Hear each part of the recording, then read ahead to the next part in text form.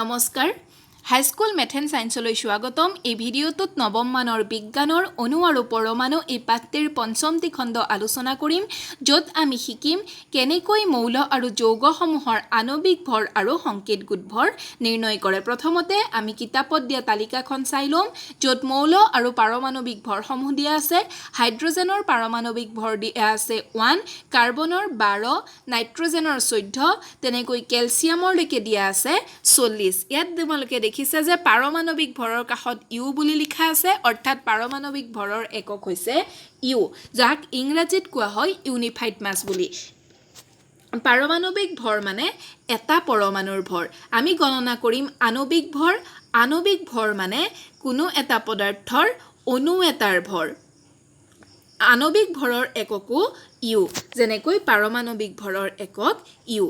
এতিয়া আমি চাম কেনেকৈনো আমি আণৱিক ভৰ গণনা কৰোঁ। আমি কিতাপতে থকা এটা উদাহৰণ লৈছোঁ। এই উদাহৰণটো পৰীক্ষাত বহুতবাৰ আহিছে, সেইকাৰণে এই উদাহৰণটো বাছি ল'লোঁ। ইয়াত পানীত আমি আণৱিক ভৰ গণনা কৰিবলৈ প্ৰথমতে পানীৰ সংকেতটো চাই ল'ব লাগিব। পানীৰ সংকেত হৈছে H2O।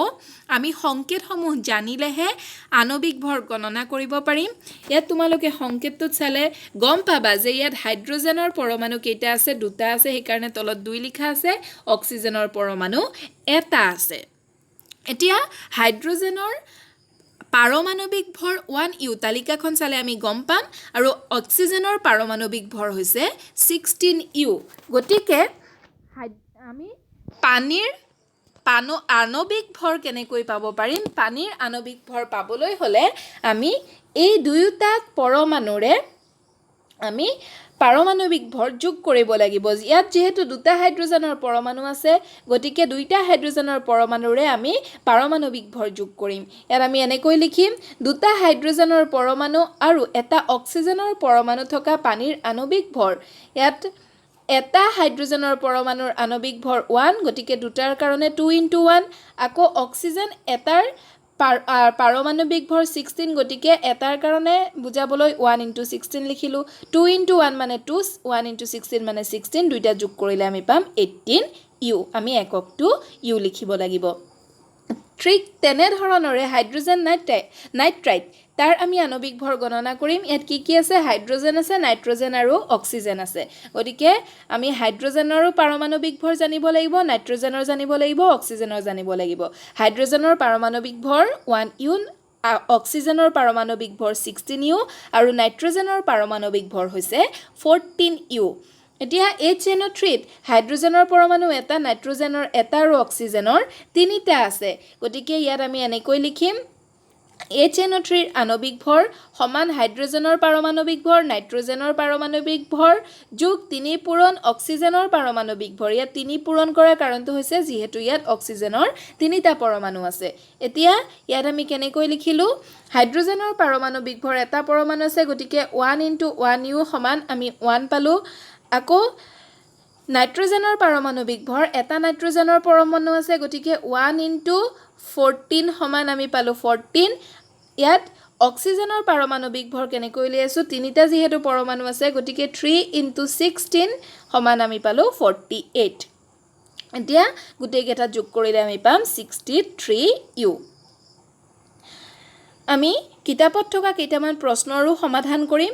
হাইড্ৰজেনৰ পাৰমাণৱিক ভৰ উলিয়াম, হাইড্ৰজেনৰ আণৱিক ভৰ উলিয়াম। তাৰ কাৰণে আমি লিখি লৈছোঁ হাইড্ৰজেনৰ পাৰমাণৱিক ভৰ 1U। এতিয়া হাইড্ৰজেনৰ আণৱিক ভৰ উলিয়াবলৈ আমি জানো যে হাইড্ৰজেনৰ এটা অণু কেনেকৈ গঠন হয়? 2টা হাইড্ৰজেনৰ পৰমাণু লগ লাগি গঠন হয়। গতিকে হাইড্ৰজেনৰ আণৱিক ভৰ হ'ব 1U × 2 সমান 2U। তেনেকৈ কাৰ্বন ডাই অক্সাইডৰ পাৰমাণৱিক ভৰ নিৰ্ণয় কৰিম। কাৰ্বন ডাই অক্সাইডৰ সংকেতটো CO2। কাৰ্বনৰ 1টা পৰমাণু আৰু অক্সিজেনৰ 2টা পৰমাণু থাকে। কাৰ্বনৰ পাৰমাণৱিক ভৰ 12U আৰু অক্সিজেনৰ পাৰমাণৱিক ভৰ 16U। গতিকে CO2ৰ আণৱিক ভৰ হ'ব 12U প্লাছ 2 × 16U। 2 পূৰণ কৰাৰ কাৰণটো হ'ল ইয়াত কি আছে? অক্সিজেন 2টা আছে, আৰু অক্সিজেনৰ পাৰমাণৱিক ভৰ 16।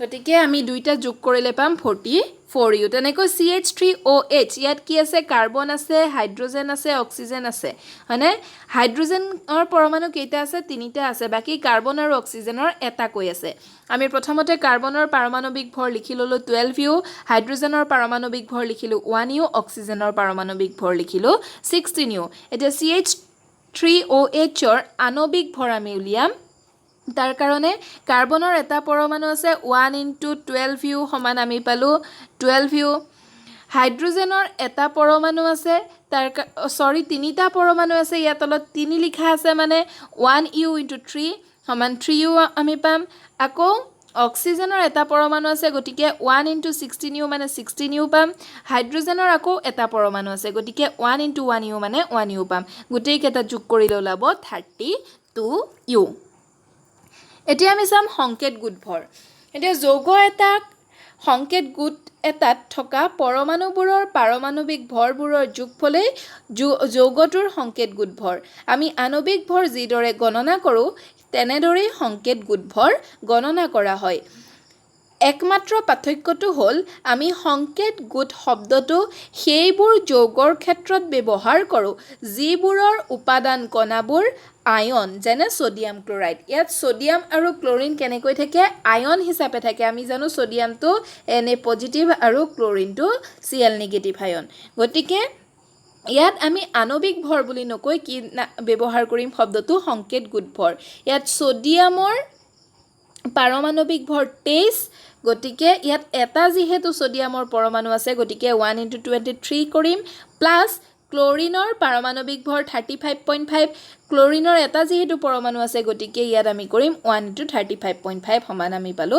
58.5 ইয়াত তোমালোকৰ মনত প্ৰশ্ন আহিব পাৰে যে NaCl এটোত কি হৈছে দেখাত এই কেইটাৰ সৈতে একেই নহয় জানো CO2 বা CH3OH একেটাৰ সৈতে দেখাত একেই ইয়াত কিন্তু কাৰ্বন আৰু অক্সিজেন ইয়াত CH3OH ইয়াত কাৰ্বন হাইড্ৰোজেন আৰু অক্সিজেন আয়ন হিচাপে নাই ইহঁতৰ মাজত বেলেগ ধৰণৰ বান্ধনী থাকে কি বান্ধনী থাকে তোমালোকে পিছত দশম শ্ৰেণীত পঢ়িবলৈ পাবা ইয়াত কাৰ্বন আৰু হাইড্ৰোজেন বা অক্সিজেনৰ মাজত ইলেক্ট্ৰন আদান প্ৰদান একেবাৰে হোৱা নাই ইহঁতে ইলেক্ট্ৰন কি কৰিছে ভাগ বতৰা কৰি লৈছে কাৰ্বনে হাইড্ৰোজেনক বা অক্সিজেনক একেবাৰে ইলেক্ট্ৰন দি দিয়া নাই আয়ন হ'বলৈ ইহঁতে ইলেক্ট্ৰন ভাগ বতৰা কৰি লৈছে সেই কাৰণে ইয়াত আমি আণবিক ভৰহে গণনা কৰিম কিন্তু সোডিয়াম ক্লোৰাইড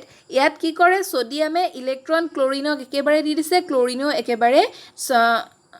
একেবাৰে গ্ৰহণ কৰিছে সেই কাৰণে এটো এটা বেলেগ ধৰণৰ বান্ধনী ইয়াত আছে আৰু ইয়াত আমি সংকেত গোট ভৰহে গণনা কৰিম তোমালোকে দশম শ্ৰেণীত ভালদৰে এই কথাখিনি বুজিবলৈ পাবা এতিয়া ইয়াত আমি ক্যালসিয়াম ক্লোৰাইডৰ সংকেত গোট ভৰ গণনা কৰিম ক্যালসিয়াম ক্লোৰাইড ক্যালসিয়ামৰ এটা আয়ন আছে আৰু ক্লোৰিনৰ দুটা আয়ন আছে ক্যালসিয়ামৰ পাৰমাণবিক ভৰ আমি জানো 40 বুলি আৰু ক্লোৰিনৰ পাৰমাণবিক ভৰ জানো আমি 35.5 বুলি গতিকে ক্যালসিয়ামৰ পাৰমাণবিক ভৰ যোগ 2 পূৰণ ক্লোৰিনৰ পাৰমাণবিক ভৰ কৰিম ইয়াত 2 পূৰণ কৰাৰ কাৰণটো ইয়াত তলত দেখিছো 2 লিখা আছে অৰ্থাৎ ক্লোৰিন পৰমাণু ইয়াত দুটা আছে ইয়াত ক্যালসিয়ামৰ পাৰমাণবিক ভৰ 40 যোগ 2 পূৰণ 35.5 আমি যোগ কৰিলে পাম 40 যোগ 71 সমান 111U ইয়াত তোমালোকে দেখিছা আণবিক ভৰৰ একক যেনেকৈ ইউ লিখো তেনেকৈ আমি সংকেত গোট ভৰৰ এককো ইউএ লিখো কিন্তু আমি ইয়াত আণবিক ভৰ বা সংকেত গোট ভৰ নিৰ্ণয় কৰিবৰ কাৰণে আমি কি জানিব লাগিব আমি প্ৰথমতে সংকেতটো জানিব লাগিব আৰু ইয়াত থকা পৰমাণু বিলাকৰ পাৰমাণবিক ভৰ জানিবই লাগিব তেতিয়াহে আমি শুদ্ধকৈ কোনো এটা মৌল হক বা যৌগ হক তাৰ আণবিক ভৰ আৰু সংকেত গোট ভৰ নিৰ্ণয় কৰিব পাৰিম ধন্যবাদ